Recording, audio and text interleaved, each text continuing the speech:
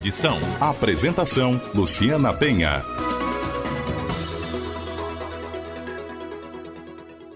Agora na CBN 3:12. CBN Eleições 2020. Entrevista. Apoio Central de Negócios Imobiliários de Maringá.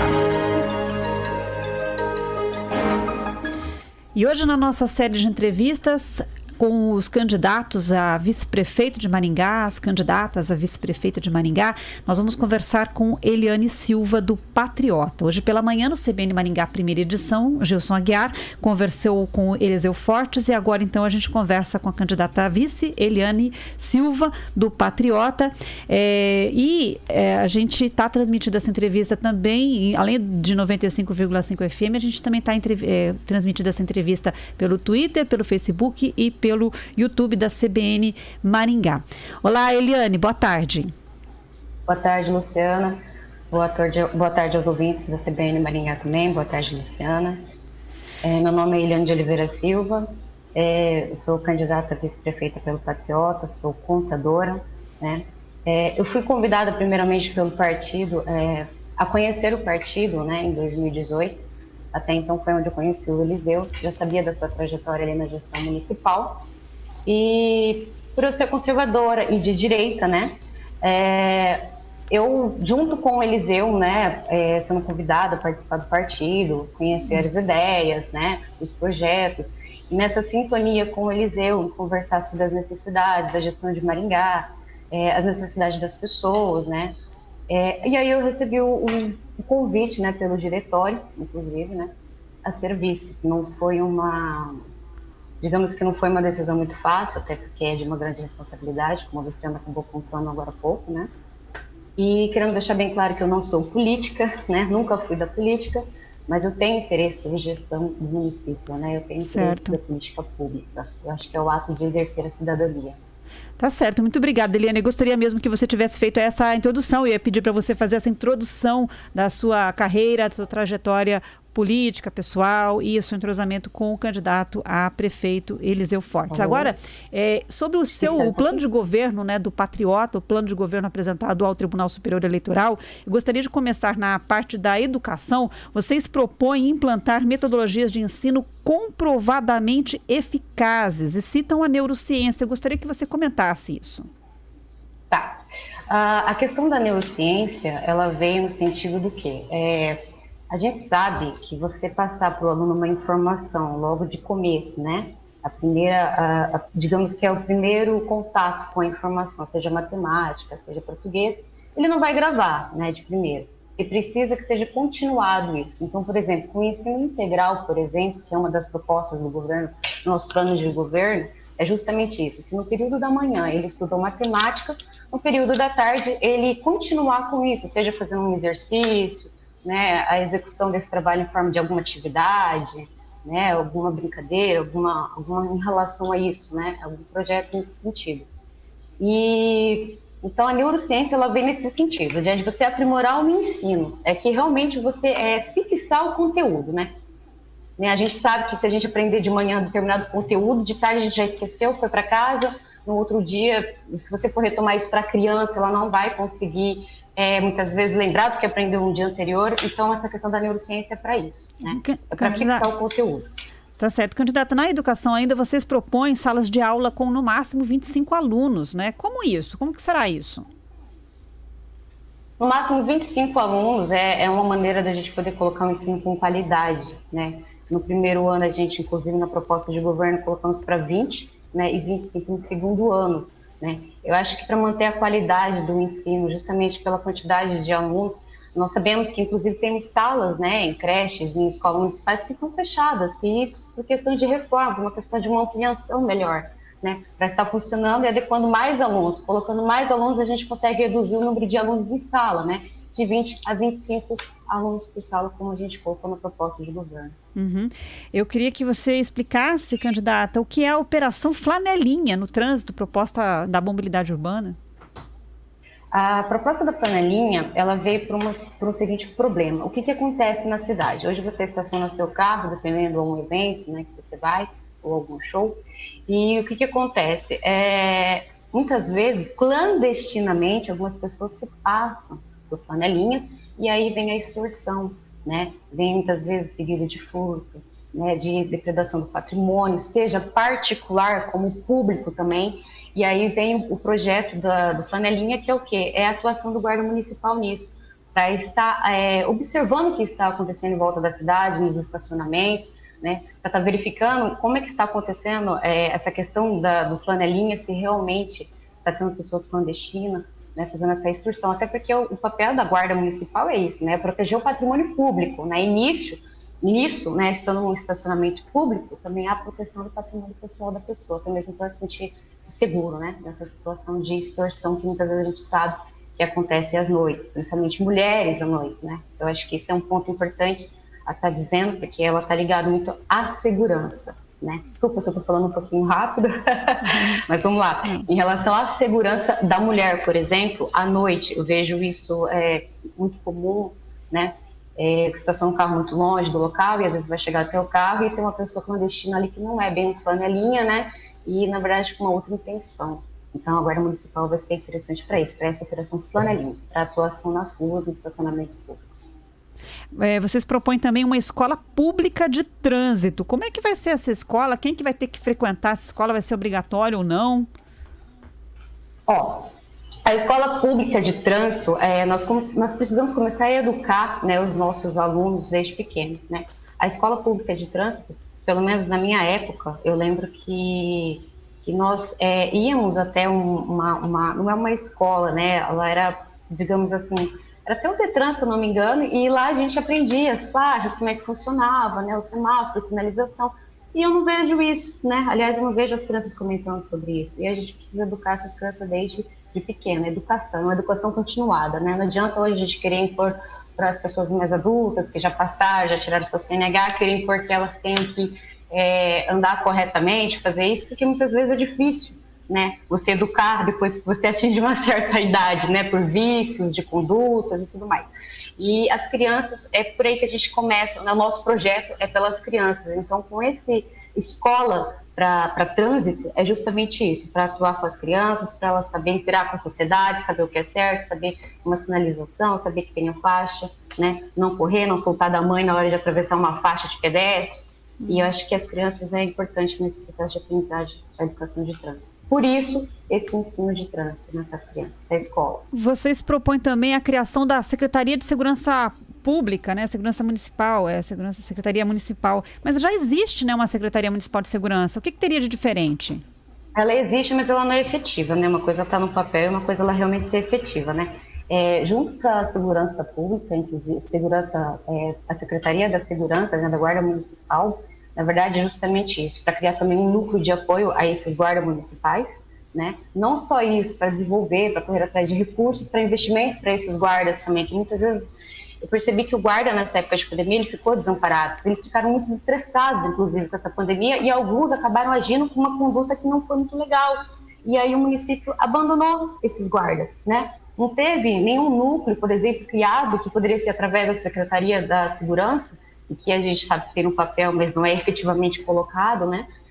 A questão de realmente atuar acolhendo esse guarda, né? Ou analisando a conduta dele de forma didática também, né? Passando para esse guarda como que ele poderia atuar. Tem uma questão de cursos, a gente também colocou no plano de governo a questão dos cursos, né? Que realmente atenda aos guardas municipais, a questão de manejo de arma, né? A questão de como atuar frente à sociedade, diante de um furto, porque muitas vezes esses guardas, eles vão cuidar de praças, né, praças públicas, e eles acabam se deparando com situações de violência, e muitas vezes, não sei, não há um tempo, às vezes, viável para eles entrar no carro, ligar para a polícia, né, que seria o papel da polícia militar, e aí reagir. Então, às vezes, dependendo da situação, ele precisa reagir naquele momento, né, não que seja o principal objetivo do guarda municipal, tá? E deixando claro que o guarda municipal ele não tem o poder de coercitivo, né, de realmente ir lá, né, prender, atirar, enfim, não é isso.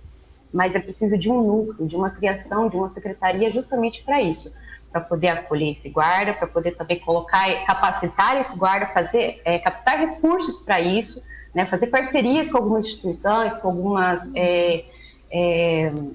alguns treinamentos, né, de guardas, para realmente tá ensinando esses guardas como atuar nas ruas, né? Tá certo. De modo seguro.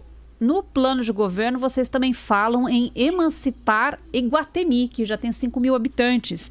Agora, por que se a tendência no país é reduzir o número de municípios? Emancipar Iguatemi é porque, querendo ou não, os distritos, né, querendo ou não, fazem parte, eles usam aqui a saúde no município, né, eles usam o turismo, a parte, no caso do transporte público, né, eles trabalham aqui, eles contribuem também com o município, né, então é preciso a emancipação, né, em relação a Iguatemi. Uhum. E sobre a Sanepar, vocês falam em rediscutir o contrato, né? Qual é a intenção? É manter ou não manter o serviço da Sanepar na cidade? Vocês já têm essa definição? Isso daí teria que ter com uma equipe, conversar, né, através das secretarias, de algumas equipes técnicas para isso, avaliar esse contrato, analisar o que pode ser feito, né? Tem algumas coisas, a gente sabe que algumas coisas em cláusulas contratuais ali são muito generalizadas, muitas vezes realmente não é colocado a efetivação, né, realizada, assim como acontece no contrato da TCC, né, que muitas vezes é preciso dar uma analisada, cobrar um pouco mais, né. Então é isso que a gente vai atuar, a gente vai ter que dar uma revisada, dar uma analisada, né? Nada mais do que primeiro organizar, verificar o que está acontecendo, o que realmente está sendo realizado, o que efetivamente está sendo acontecido na cidade em relação ao contrato, tanto com a Sanepar, quanto com a TCC também, que é um caso. Uhum. Na área da saúde, uma das propostas é equipar as UBSs com aparelhos de raio-x e eletrocardiograma. Queria que a senhora comentasse. Exatamente. As UBS, qual é o problema hoje em dia? As pessoas não sabem, tem uma hierarquia na saúde, né? 90% dos problemas da saúde seriam resolvidos na UBS, mas o pessoal se deslocam para os UPAs, né? Eles acreditam que é bem mais atendido nos UPAs, melhor atendimento no UPA. Isso é o que eles acreditam, que as pessoas acreditam. Por quê? Porque os UBS não é preparado, não tem nenhum eletrocardiograma, não tem uma máquina de raio-x, que são exames básicos, simples, que poderiam ser realizados dentro da UBS, e que não acontece, né?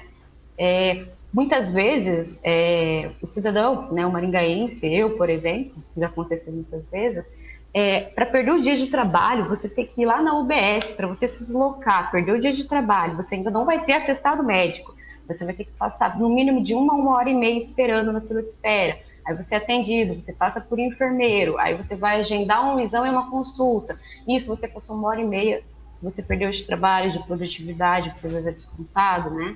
Depende do profissional, do trabalho, enfim. E aí, depois é encaminhado para você voltar 10 dias depois para fazer um exame. O exame é uma ultrassom, você tem que se deslocar lá de uma cidade, de um bairro, por exemplo, lá de Cidade Alta, lá pro centro, aqui para o centro, para poder fazer uma ultrassom. E às vezes demora 90 dias para fazer uma ultrassom, um raio-x. Isso se for o mais rápido possível. Se for uma coisa um pouco mais grave, né, uma ultrassom, uma mamografia, por exemplo, nossa, às vezes chega a 6 meses, 7 meses. E aí você imagina todo esse transtorno, né? E uma UBS não está preparado para atender o pessoal dos bairros, acaba superlotando os UPAs. E lotando os UPAs, o que acontece? Exatamente, o UPA não aguenta, né? Por falta de médico, também por falta de equipamentos, não consegue atender esse pessoal. Então, a gente vai preparar a UBS para estar atendendo esse pessoal dos bairros, para que eles não tenham que se deslocar do bairro para até um outro local para poder fazer exame, ou esperar 6 meses, ou a questão do problema da consulta especializada.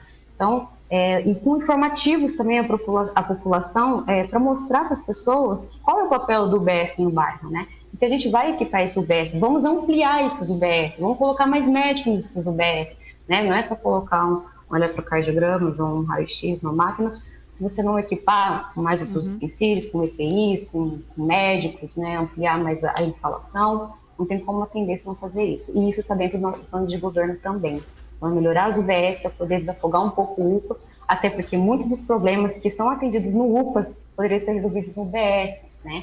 E, inclusive, por isso que a gente implantou no plano de governo o Corujão 24 horas, que é justamente isso, né? Atender 24 horas. As pessoas não têm que perder o dia de trabalho para acabar com as filas de exames que a gente tem, exames especializados, consultas especializadas, e então nós vamos equipar o UBS para isso. Tá certo.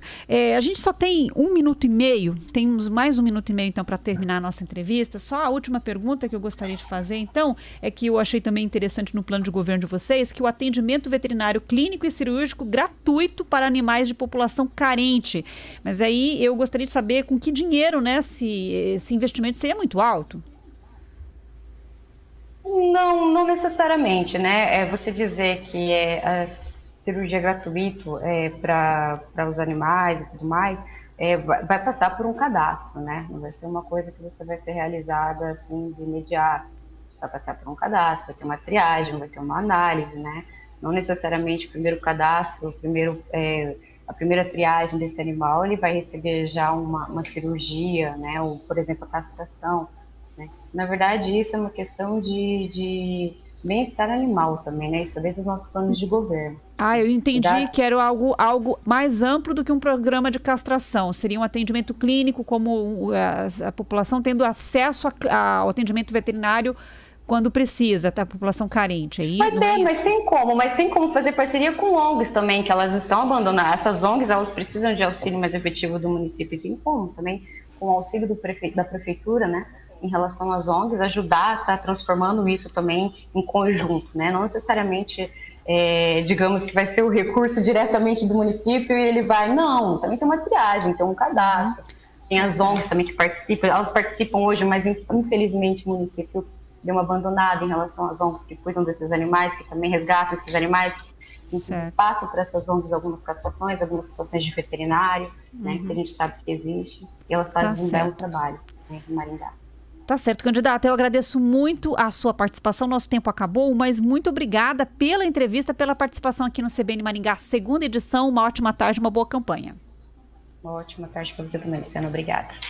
Nós conversamos com Eliana Silva, do Patriota. Ela é candidata a vice-prefeita de Maringá pelo Patriota, então, na chapa de Eliseu Fortes, que foi entrevistado no CBN Maringá, 1ª edição. Agora a gente conversou com a Eliane Silva e você pode conferir essas entrevistas, ouvir com mais tempo, com mais calma, também nas nossas plataformas digitais, no YouTube, no Facebook e no Twitter da CBN Maringá. Agora 13h30. CBN Eleições 2020. Entrevista. Apoio Central de Negócios.